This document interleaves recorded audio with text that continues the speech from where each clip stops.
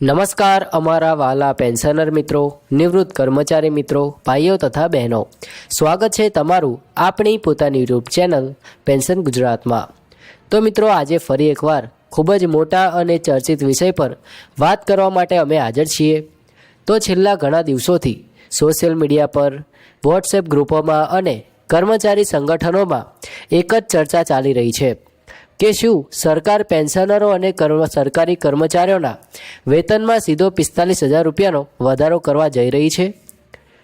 શું ડીએ એટલે કે મોંઘવારી વેતનને બેઝિક પગારમાં જોડી દેશે? શું 8મા પગાર પંચ પહેલાં જ કોઈ મોટી રાહત મળી જશે? તો મિત્રો, આજે આ તમામ પ્રશ્નોના ચોક્કસ અને સત્તાવાર જવાબ લઈને અમે તમારા સમક્ષ આવ્યા છીએ। મિત્રો, સૌથી પહેલાં તો વિનંતી છે કે જો તમે અમારી ચેનલ પર નવા હોય તો આ ચેનલ પેન્શન ગુજરાતને તાત્કાલિક રીતે સબસ્ક્રાઈબ કરી દેજો, કેમ કે પેન્શન, પગાર પંચ, ડીએડીઆર અને સરકારની નવી જાહેરાતો સંબંધિત સાચી અને જાણકારી ભર્યા વિડીયોઝ અમે સૌથી પહેલાં લઈને આવીએ છીએ। અને હા, જો વિડીયો ગમે તો એક લાઇક જરૂરથી કરી દેજો, કારણ કે આપનું એક લાઇક અમને વધુ મહેનત કરવા માટે પ્રેરણા આપે છે। ચાલો મિત્રો, હવે વાત કરીએ આજની સૌથી મોટી માહિતીની। તો છેલ્લા કેટલાક મહિનાઓથી સતત ચર્ચા થઈ રહી હતી કે સરકાર કદાચ ડીએને બેઝિક વેતનમાં મર્જ કરી દેશે, એટલે કે મોંઘવારી ભથ્થાને મૂળ પગારમાં જોડી દેશે। મિત્રો, ઘણા કર્મચારી સંગઠનોમાંથી માંગ પણ ઉઠી હતી કે 8મા પગાર પંચ પહેલાં જ સરકાર કોઈ મોટો નિર્ણય લઈને કર્મચારીઓ અને પેન્શનરોને રાહત આપે। સોશિયલ મીડિયામાં પણ અનેક દાવા કરવામાં આવી રહ્યા હતા, પરંતુ હવે આ તમામ અટકણો પર સંપૂર્ણ વિરામ મૂકતા એક મહત્વપૂર્ણ સત્તાવાર નિવેદન સામે આવ્યું છે। મિત્રો, 1 ડિસેમ્બર 2025ના રોજ કેન્દ્રીય નાણાં રાજ્યમંત્રી શ્રી પંકજ ચૌધરીએ લોકસભામાં લેખિત જવાબ આપ્યો છે, અને આ જવાબથી સંપૂર્ણ રીતે સ્પષ્ટ થઈ ગયું છે કે હાલમાં મોંઘવારી ભથ્થા એટલે કે ડીએડીઆરને મૂળ વેતનમાં મર્જ કરવાનો કોઈપણ પ્રસ્તાવ સરકાર પાસે વિચારણા હેઠળ નથી। હા મિત્રો, આ સ્પષ્ટ નિવેદનથી હવે જાણ થઈ ગઈ છે કે 45,000 રૂપિયાનો જે સીધો વધારો સોશિયલ મીડિયા પર બતાવવામાં આવી રહ્યો હતો તે સાચો નથી। સરકારે ખુલાસો કર્યો છે કે મોંઘવારી ભથ્થા એટલે કે ડીએડીઆર પહેલાંની જેમ દર 6 મહિને વધતું રહેશે। ડીએનો દર કેન્દ્રીય કર્મચારીઓ માટે અને ડીઆરના દર પેન્શનરો બંને માટે AICPIN ઇન્ડેક્સના આધારે નક્કી કરવામાં આવે છે।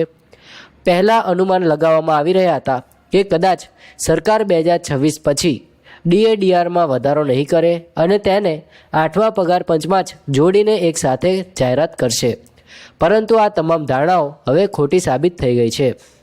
મિત્રો, હાલની સ્થિતિ મુજબ કર્મચારીઓ અને પેન્શનરોને ડીએડીઆરનો હાલનો 55% દર ચાલુ જ રહેશે।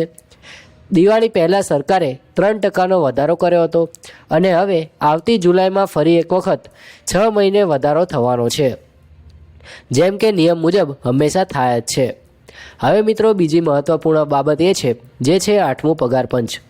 મિત્રો, જાન્યુઆરી 2025માં સરકારે સત્તાવાર રીતે 8મા પગાર પંચની જાહેરાત કરી હતી। જસ્ટિસ રંજન દેસાઈની અધ્યક્ષતા હેઠળની આ કમિટી 18 મહિનામાં તેની ભલામણો આપશે એવી સંભાવના વ્યક્ત કરવામાં આવી છે।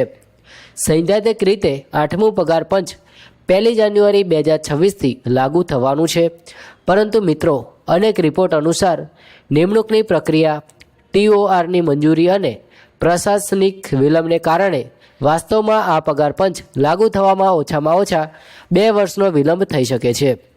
તેનો સીધો અર્થ એવો છે કે કર્મચારીઓનો બેઝિક પગાર હાલ જે છે તેમ જ રહેશે, અને ડીએડીઆર દર 6 મહિને થોડું વધતું રહેશે।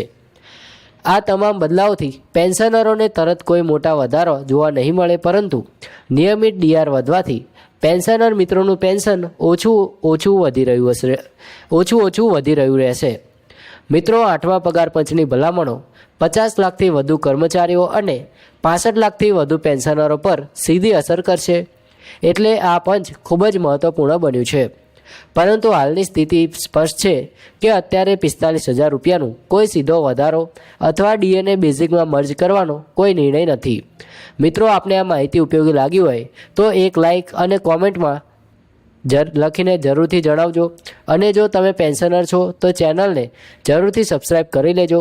મળીશું આવી જ માહિતી સાથે, ત્યાં સુધી જય હિન્દ, વંદે માતરમ।